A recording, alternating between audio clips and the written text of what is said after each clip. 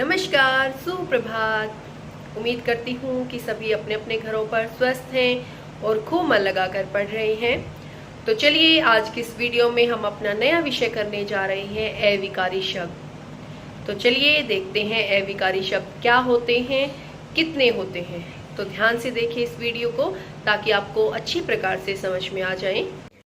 जिन शब्दों में लिंग, वचन अथवा काल के कारण कोई भी परिवर्तन नहीं होता उन्हें अविकारी शब्द कहते हैं।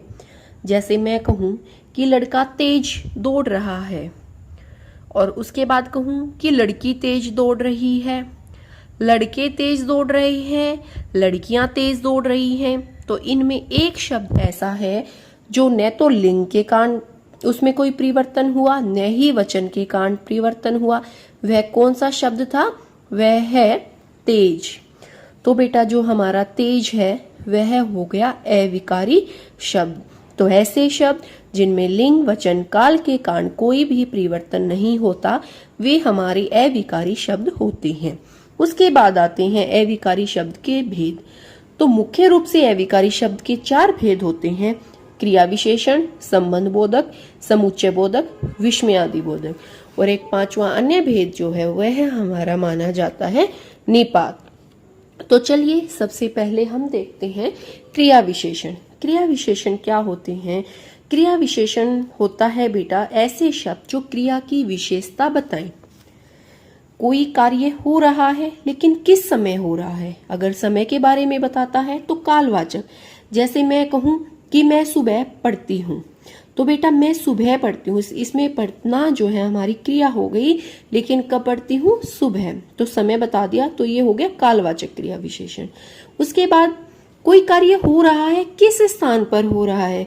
मैं अपने कमरे में पढ़ रही थी। तो बेटा ये पढ़ना जो हमारा काम हुआ ये कहाँ हुआ है?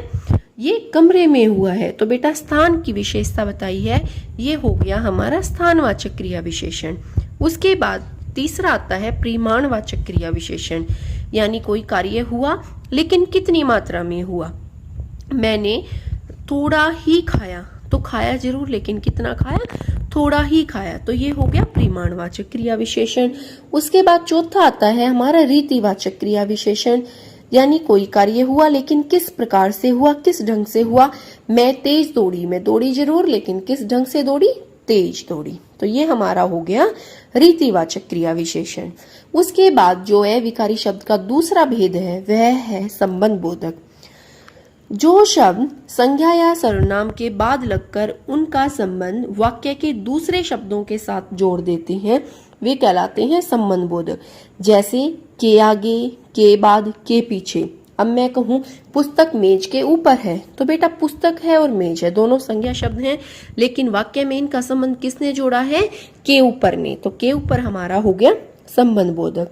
तो जो शब्द संबंध बना देते हैं वो हमारे संबंध बोधक शब्द। उसके बाद हमारा जो है विकारी शब्द का तीसरा भेद आता है वह आता है समुच्चय बोधक। समुच्चय बोधक शब्दों, वाक्यांशों तथा वाक्यों को जोड़ने वाले, यानी शब्दों को भी जोड़ सकते हैं, वाक्यों को भी जोड़ सकते हैं और शब्दों के एक समूह को भी जो है जोड़ने का जो कार्य करते हैं वो कहलाते हैं समुच्चय बोधक शब्द। अब समुच्चय बोधक भी 2 भेद हो सकते हैं, 2 प्रकार के हो सकते हैं, समानाधिकरण, व्याधिकरण। अगर आपका समान है यानी 2 शब्द एक समान है, 2 वाक्यांश एक समान है, उनको जोड़ते हैं तो आपका हो जाएगा समानाधिकरण, और एक दूसरे से विपरीत हैं, उल्टे हैं, तो वे हो जाएंगे हमारे व्याधिकरण। जैसे आप चाय लेंगे या कॉफी लेंगे, तो बेटा चाय या कॉफी दोनों क्या हैं? पेय पदार्थ एक जैसे हो गए, तो ये तो हो गया हमारा समानाधिकरण।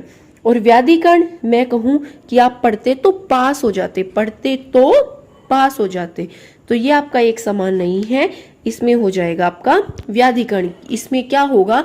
इसमें आप जब बोलोगे ना तो आपको ऐसा लगेगा जैसे आगे जो वाक्य आएगा ना उसके बाद ही जो है पूरा होगा। मैंने कहा था जैसे आप पढ़ते तो क्या, वाक्य पूरा नहीं हुआ, जब मैं आगे बोलूंगी तो के बाद तो ही वाक्य पूरा होगा। तो इस प्रकार के जो वाक्य होते हैं इन्हें बोलते हैं व्याधिकरण। उसके बाद चौथा जो हमारा होता है विकारी शब्द का भेद वह होता है विस्मयादि बोधक। विस्मयादि जहां पर आश्चर्य की, खुशी की, गम की, ये सारे जो है भाव प्रकट होते हैं और इसकी सबसे बड़ी पहचान बेटा इसके पीछे विस्मयादि बोधक चिन्ह लगा होता है। जैसे मैं कहूँ कि छी कितनी बदबू आ रही है, वाह कमाल कर दिया भाई, अरे तुमने इतने अच्छे अंक प्राप्त किए, हे भगवान अब मैं क्या करूं। तो इनमें क्या है बेटा, इनमें जो है इनमें भाव प्रकट हो रहे हैं, हमारी फीलिंग्स प्रकट हो रही हैं। तो ये हो गया हमारा विस्मयादि बोधक। और जो पांचवा अन्य भेद माना जाता है वह है हमारा निपात। निपात क्या होते हैं बेटा, जहां पर बात को बोलने के लिए उस पर बहुत जोर दिया जाता है। जैसे मैं कहूं कि तुम ही शोर कर रहे थे, तो मैंने ये नहीं कहा कि तुम शोर कर रहे थे, मैंने कहा है तुम ही शोर कर रहे थे, यानी कोई और नहीं कर रहा था, तुम ही हो जिसने शोर किया था।